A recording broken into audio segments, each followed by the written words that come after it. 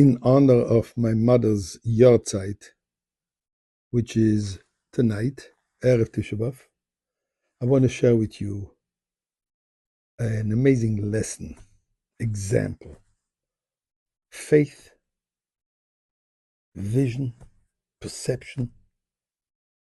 So I ask you, please stay with me in honor of my mother, and more than anything else, in honor of the message. But before I share it with you, I want to say thank you to Hashem for having given me such a phenomenal parents, mother, father, and for everything else that He's going to give us. Moshiach. מזמור לסוידו, רילה דנה כל ארץ עבדו סעדו בשמחו. בואי לפנו בנונה דוקה דנה עולים הוא עשנו ולא נחלם בצ'ם הריסוי. בואי ישארו בסוידו חצרויסו בסילו הוידו לבח שמוי. טוי ועדנו לעולם חסדו וידו ודר אמון הסוי. Some tzedakah, my dear friends, as we keep on saying, Tzion b'mishpat tipode v'shoveho b'tzedakah. It is with tzedakah that we will be redeemed, and Be'ezras Hashem.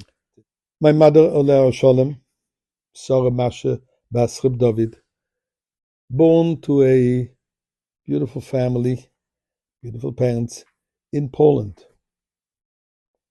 Little village, little city somewhere, Sunik, no idea where it is. For reasons, health, etc., her mother, my grandmother that is, had to move from Poland to Antwerp, Belgium.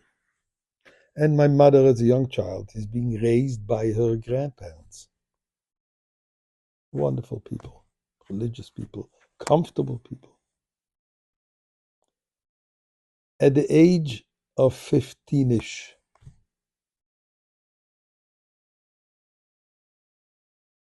when Poland was being threatened of being invaded by Hitler, Machshemai,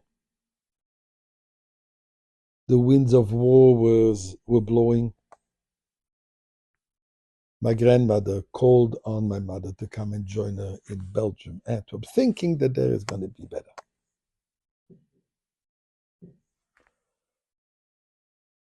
Difficult for her to part from her grandparents, but looking forward to meet her mother, obviously. Father was a soldier in the Polish army, religious Jew, which was an exception.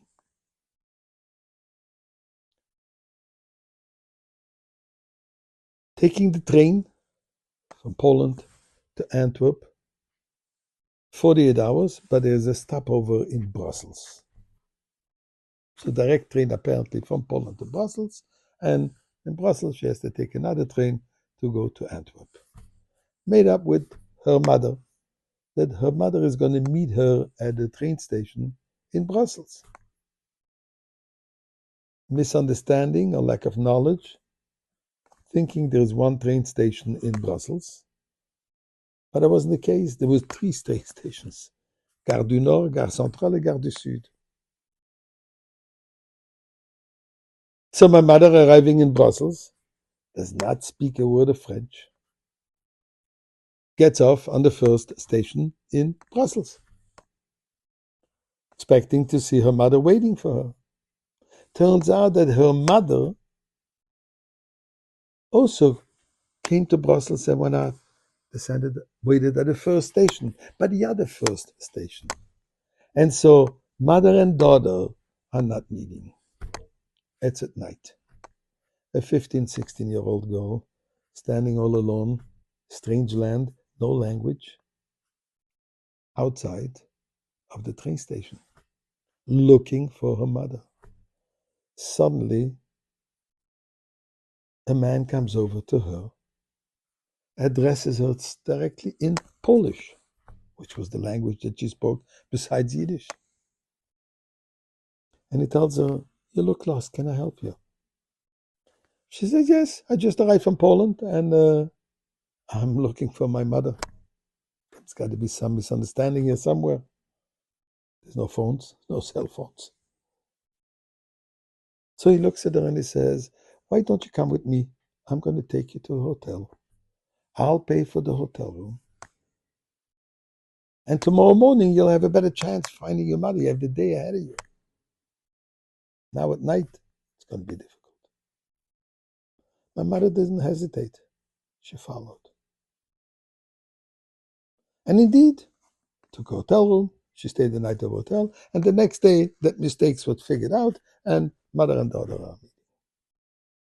But when we asked my mother, how do you follow as a 15-year-old girl a total stranger?